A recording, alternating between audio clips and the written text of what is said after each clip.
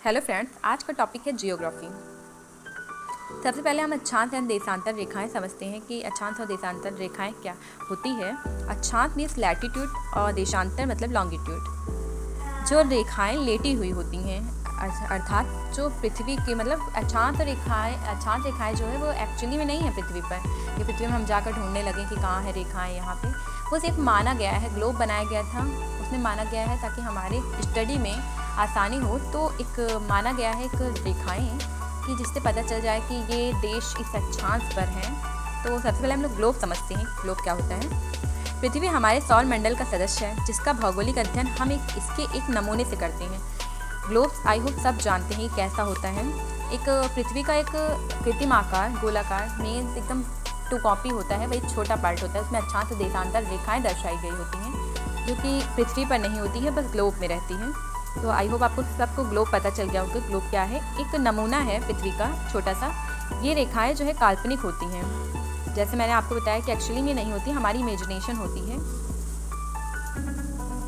Next है ये ऊपर वाली जो है जो लेटी हुई रेखाएं हैं उसे हम लोग क्या कहते हैं? अक्षांश रेखाएं। लैटिट्यूड मीन्स लेटी हुई, और लॉन्गिट्यूड जो खड़ी खड़ी रेखाएं होती हैं उसे हम लोग लॉन्गिट्यूड कहते हैं। पश्चिम से पूर्व आप देख सकते हैं पृथ्वी में इस साइड पश्चिम है और दूसरी साइड पूर्व है, ईस्ट एंड वेस्ट। ऊपर वाला उत्तरी ध्रुव, साउथ दक्षिणी।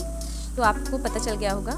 पश्चिम से पूर्व की ओर खींची गई सभी काल्पनिक रेखाएं अक्षांश रेखाएं कहलाती हैं।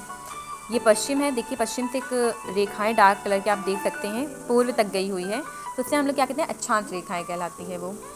पृथ्वी के बीचों बीच 0 डिग्री अक्षांश रेखा होती है जिसे हम भूमध्य रेखा या विषुवत रेखा कहते हैं। ये पृथ्वी को 2 बराबर भागों में बांटती है। तो आप ये वाले नेक्स्ट वाले फिगर में आप देख सकते हैं कि एक गोलाकार नीचे गोले में एक रेखाएं बनाई गई प्रदर्शित की गई हैं, तो इसे अक्षांश कहते हैं, इसे 0 डिग्री अक्षांश कहते हैं। तो आप सभी जान गए होंगे ये पृथ्वी को 2 बराबर भागों, क्योंकि ये बीचों बीच होती है इसलिए पृथ्वी को 2 बराबर भागों में विभाजित करती है। 0 डिग्री अक्षांश कहलाते हैं, इसे विषुवत रेखा कहते हैं और भूमध्य रेखा कहते हैं। तो आप कंफ्यूज नहीं होइएगा कि भूमध्य रेखा किसे कहते हैं, विषुवत रेखा, दोनों एक ही चीज़ है।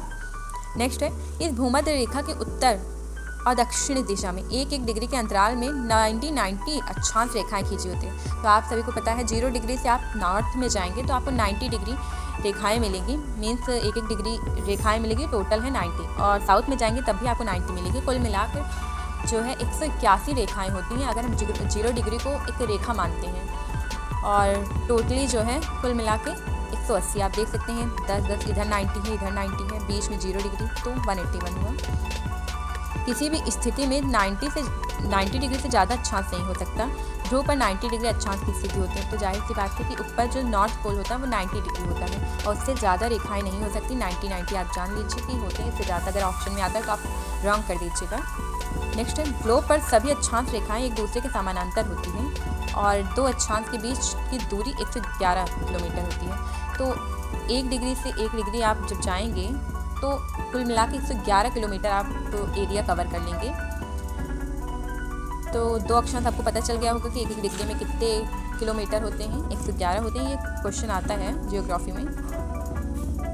नेक्स्ट है 21 जून को सूर्य कर्क रेखा के एकदम ऊपर, आपको आई होप आपको पता होगा कि कर्क रेखा क्या होती है। जो 23.5 डिग्री रेखाएं होती है उसे कर्क रेखा कहते हैं, जो नॉर्थ में होती है, और बीच में 0 डिग्री को इक्वेटर मीन्स भूमध्य रेखा कहते हैं। और नेक्स्ट में जो साउथ में आता है उसे हम लोग 23.5 डिग्री साउथ में जो आती है उसे मकर रेखा कहते हैं। तो आपको पता चल गया होगा कि क्या होता है। नेक्स्ट है 21 जून को सूर्य कर्क रेखा के एकदम ऊपर, ये जो ऊपर वाली रेखा है सूर्य एकदम ऊपर 21 जून को रहता है, इसके लंबवत एकदम, जिससे उत्तरी गोलार्ध में ये नॉर्थ का पार्ट है। तो सबसे बड़ा दिन 21 जून को होता है क्योंकि सूर्य जो है इस दिन कर्क रेखा पर लंबवत चमकता है। 22 दिसंबर को सूर्य मकर रेखा के एकदम ऊपर होता है, इस कारण यह दिन दक्षिणी गोलार्ध का सबसे बड़ा दिन होता है। तो कर्क रेखा में 21 जून को सूर्य लंबवत चमकता है और 22 दिसंबर को मकर रेखा पे साउथ में कर्क एकदम ऊपर चमकता है, इस कारण 22 दिसंबर को सबसे बड़ा दिन कहलाता है। तो ये क्वेश्चन आता है कि 21 जून जो है तो क्या होता है? तो कर्क रेखा पे सूर्य एकदम लंबवत चमकता है। नेक्स्ट है अगर उत्तरी ध्रुव दक्षिणी ध्रुव को एक बिंदु माना जाए, जो उत्तरी ध्रुव है जिसे नॉर्थ पोल कहते हैं, अगर उसे हम लोग एक बिंदु मानते हैं तो 79 + 1 179 होगी रेखाएं। और अगर रेखा माना जाए, जैसे कि 90 डिग्री को कभी कभी हम लोग कहते हैं उत्तरी बिंदु है, दक्षिणी बिंदु है, तो जब अगर हम लोग उसमें आ जाके बिंदु है तो आप 179 रेखाएं मानेंगी। और अगर हम रेखा मानते कहते हैं कि उत्तरी 90 डिग्री रेखा और 90 डिग्री साउथ में जो रेखा है, कुल मिला के टोटल कितनी रेखाएं होंगी, तो 181 रेखाएं होंगी। इसमें जो है 0 डिग्री रेखाएं भी शामिल होती हैं, जो इक्वेटर होता है उसे भी शामिल किया जाता है। तो ध्यान दीजिए, इसमें क्या लिखा है कि इंपॉर्टेंट फैक्ट है कि अफ्रीका एकमात्र ऐसा महाद्वीप है जिसमें कर्क और मकर रेखा, कर्क, मकर और भूमध्य तीनों रेखाएं होकर गुजरती है। तो अभी आप आगे इसका फिगर ड्रॉ है, आप देख सकते हैं कि तीनों रेखाएं उससे होकर गुजरती है। एकमात्र महाद्वीप है, बाकी सब जगह तो दो होते हैं, लेकिन देख सकते हैं फिगर में भी तीनों हैं। 30 डिग्री इधर, 30 डिग्री और 23.5 डिग्री कर्क और मकर रेखा होती है। नेक्स्ट है देशांतर रेखाएं, लॉन्गिट्यूड लाइन। उत्तरी ध्रुव और दक्षिण ध्रुव, आपको पता है कि ऊपर वाला पॉइंट उत्तरी ध्रुव कहलाता है, नीचे वाला दक्षिण, north and south pole.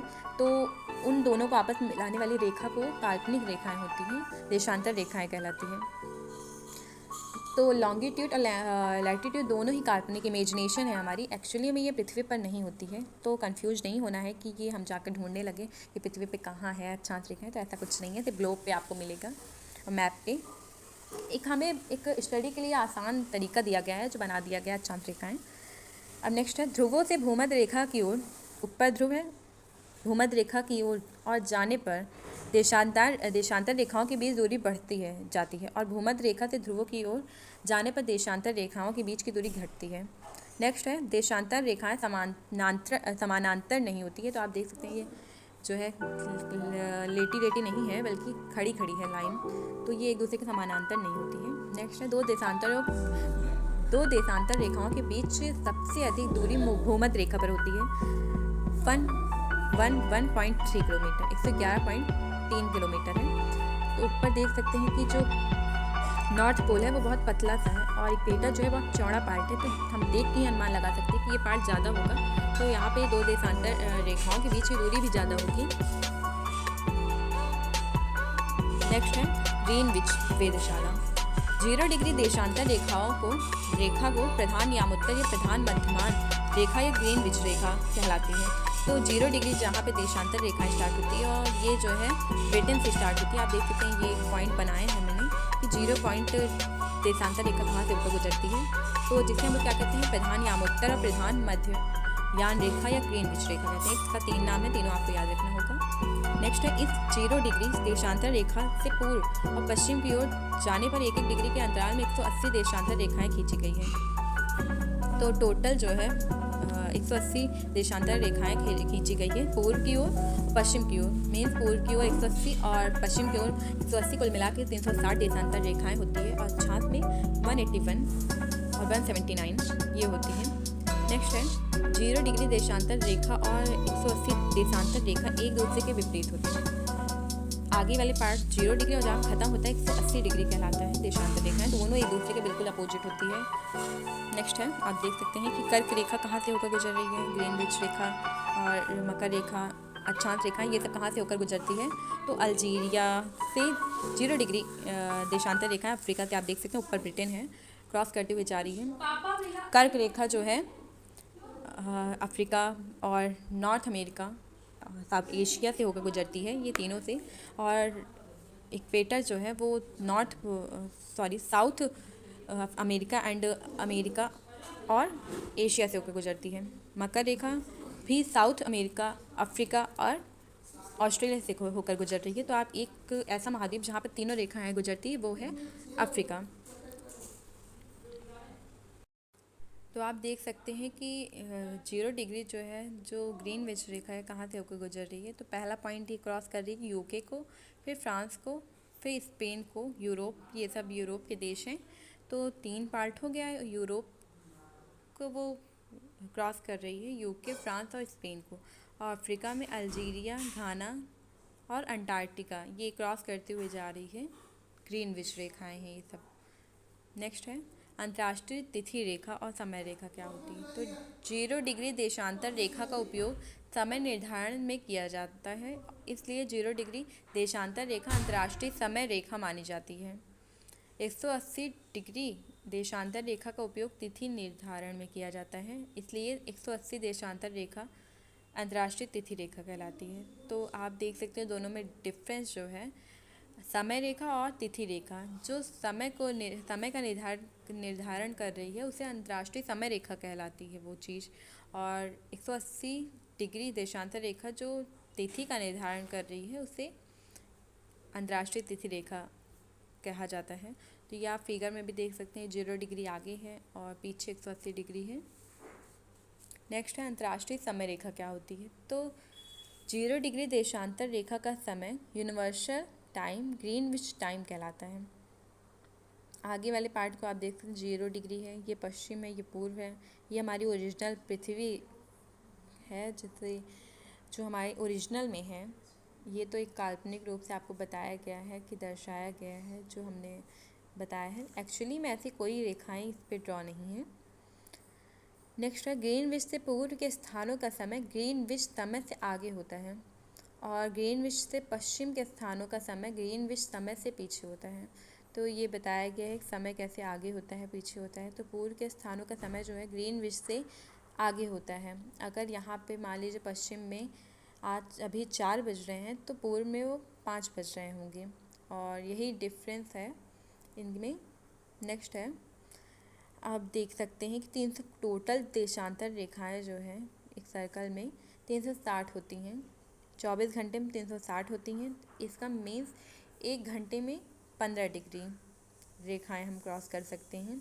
15 minute में 60 मिनट, 1 डिग्री बराबर 4 मिनट। हम 1 डिग्री में 4 मिनट का समय लगता है घूमने में। नेक्स्ट है अंतर्राष्ट्रीय तिथि रेखा। 180 देशांतर रेखा से पूर्व की ओर जाने पर 1 दिन घटाना पड़ता है। तो मीन्स इसका है कि अगर मान लीजिए पश्चिम में आज 26 तारीख है तो पूर्व में वो टाइम जो है 24 घंटे कम होता है, तो ये 25 तारीख होगा, 1 दिन घट जाता है। नेक्स्ट है अंतर्राष्ट्रीय तिथि रेखा बिल्कुल सीधी नहीं होती है। तो अंतर्राष्ट्रीय तिथि रेखा आपको पता है 180 देशांतर होती है, जो कि बेरिंग जल संधि होती है, जहाँ प्रशांत महासागर है वहाँ पे होती है, एशिया और अमेरिका नॉर्थ अमेरिका के बीचों बीच। ये सीधी एकदम नहीं बांटी गई है, इसमें 4 मोड़ आते हैं।